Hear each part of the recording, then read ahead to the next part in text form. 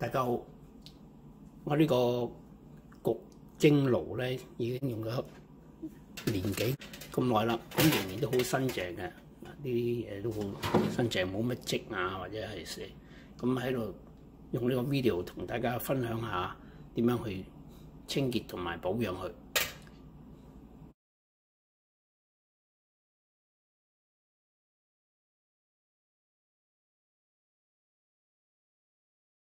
嗱，呢啲步驟你一定平時要做嘅。你譬如你烘完多士啦，咁呢啲麵包糠咧有啲麵包碎跌咗落呢度咧，你就要清咗佢。當然啦，你要等個爐凍咗先好做呢啲步驟。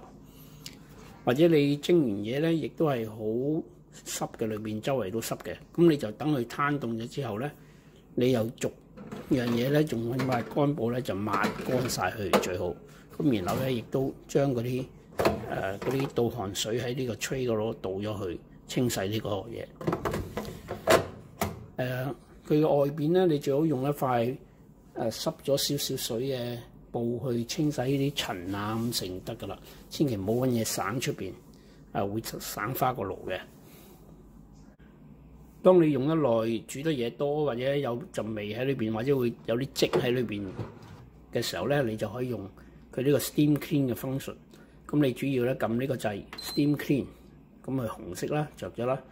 嗱，佢紅色嘅原因即係你唔好煮嘢喎，我哋淨係 clean 嘅啫。咁你就較佢30分鐘得㗎啦。咁誒剔咗啦，30分鐘。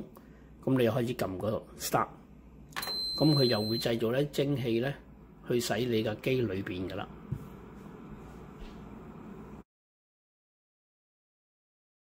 如果你知道你將會唔會用呢個爐4至5個禮拜嘅話咧，咁你就例如你去咗旅行啦，或者你知道你暫時唔用呢個爐嘅話咧，你最緊要咧就係要清咗呢個爐裏邊嘅水，因為一般嘅水喉水咧就有好多礦物質嘅，特別有好多鈣質喺度。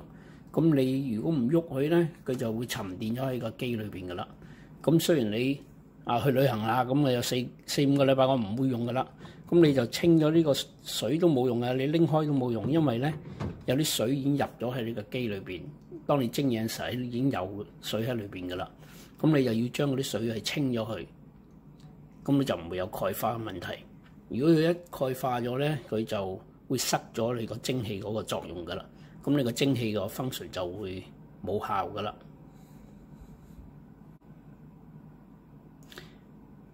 咁以下咧，我show俾大家睇點樣將裏邊嘅水係倒晒出嚟。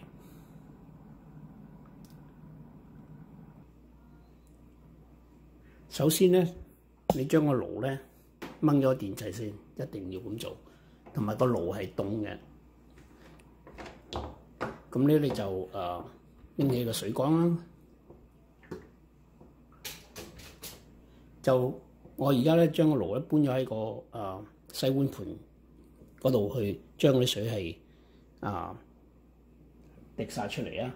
但如果你唔可以咁做嘅話，你可以喺個爐底咧晾一個盤咁去載住啲水。OK， 我咁樣做就方便啲。咁啊，你會睇到咧個機後邊咧係有呢個擰掣嘅。咁你咧就將佢打開佢咧，就打側個爐咧就會倒晒啲水出嚟㗎啦。嗱，我而家我驚啲水跌出嚟，咁我開始有水啦。熱，如果你個爐熱咧係好熱嘅啲水。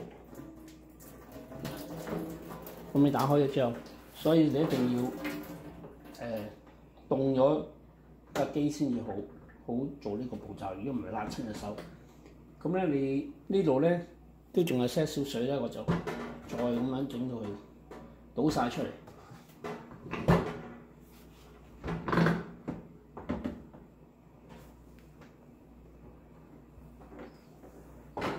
係啦，咁咪倒晒水咯。咁你主要咧就倒完之後咧，你就吸翻落去，再順時針方向扭翻實佢。你開係反時針方向，而家你順時針扭到實咧，咁啲水唔會再出㗎啦。咁你就可以放心嘅擺低架機去旅行或者係擺喺度啦，咁佢就唔會有鈣化嘅問題。如果你喺你嘅地方買蒸餾水係好平嘅話咧，我就提議你用蒸餾水擺喺呢個水缸度，咁你架機咧就永遠都唔會話有嗰個鈣化嘅問題㗎啦。咁咧我呢度咧久而久之有4個 liter 嘅蒸餾水，4個 liter 係用好多次蒸嘢㗎啦嚇。咁我覺得幾好，變咗架機就唔會有壞嘅問題啦，亦都唔使話清潔嗰啲有時蒸完嘢裏邊都會有鈣化嗰啲沉澱物喺度，你要清洗嘅，咁你又可以慳咗呢啲功夫啦。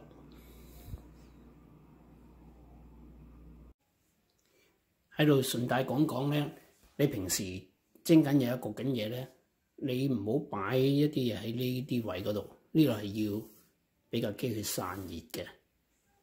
咁譬如你蒸完嘢或者焗完嘢，你想仲等其他嘢都未搞好咧，你就如果你想暖啲咧，啲食物你可以擺佢喺呢一邊。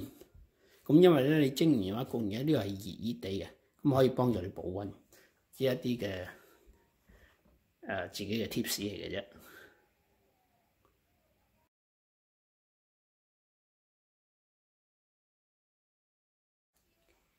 以下程序係講點樣去清咗裏邊嘅水嘅雜質，喺架機裏邊嘅雜質。呢個步驟應該係每年要做一次或者半年要做一次嘅。如果你嗰度嗰啲水係好多雜質嘅話，你最好半年做一次，咁你架機就會長命啲。咁咧佢嘅步驟就係咧，你揾個量杯呢個一杯水嘅量杯啦，佢又需要咧一杯嘅白醋，你倒落個量杯度一杯，量一杯嘅水倒落去，咁啊成為兩杯嘅一杯白醋一杯嘅水喺度啦。咁你就將佢咧就倒落你個水缸裏邊啦，可以倒落去，就攞嚟清洗裏邊嘅雜質嘅。咁首先咧，未人清洗之前咧，你都係一樣要重做呢樣嘢，就將裏邊嘅有嘅水咧要清咗佢先。OK， 咁打開，而家係凍啊！你最緊要喺架機凍咗先係好做，係唔係啲水就會好熱嘅，辣親隻手。咁嗱，而家清咗啦 ，make sure 佢清晒咧，咁樣再係啦。咁然後閂翻好佢。順時針方向閂翻好佢。咁咧，我已經預備咗嗰啲白醋同水咧，就我將佢倒入個水缸裏邊。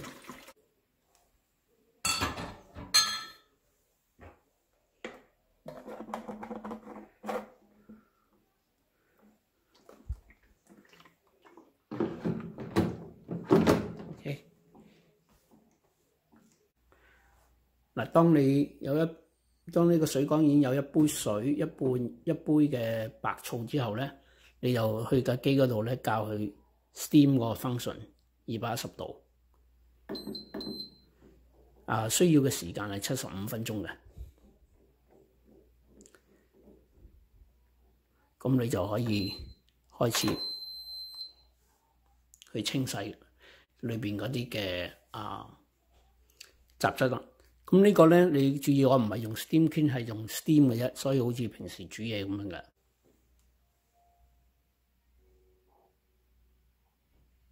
嗱，而家呢個冇晒啲水啦，咁所以呢個信號就出現啦，要你加水嘅信號。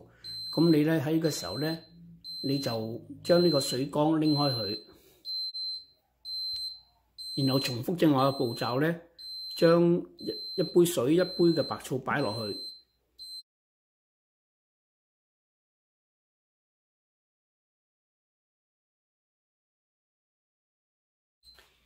而家呢個加水嘅信號又出現啦。咁我而家清洗咗，用醋同水去清洗咗機裏邊2次㗎啦。咁你留意我次次 set 你75分鐘，但其實係未必需要75分鐘去用晒啲水去清潔嘅。較佢長啲時間，等佢能夠 make sure 咧，即係令到佢真係乾晒水為止。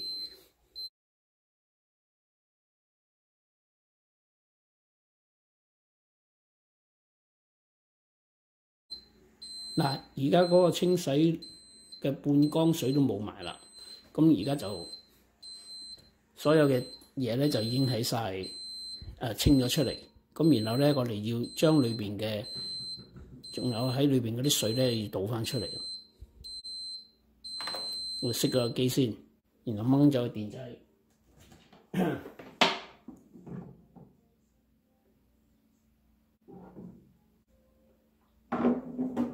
又係好似呢個步驟一樣啦，將啲裏邊嘅水咧，剩餘嗰啲水咧，仲有些少水喺裏邊咧。嗱，呢等佢凍咗先至好做 ，OK？ 將佢凍咗之後咧，你就又好正話咁樣開咗呢個打側個爐，倒咗啲水出嚟，咁就可以清洗完畢㗎啦。所有步驟已經做完，你就可以正常咁樣用翻個機去蒸嘢啦。希望可以幫到大家。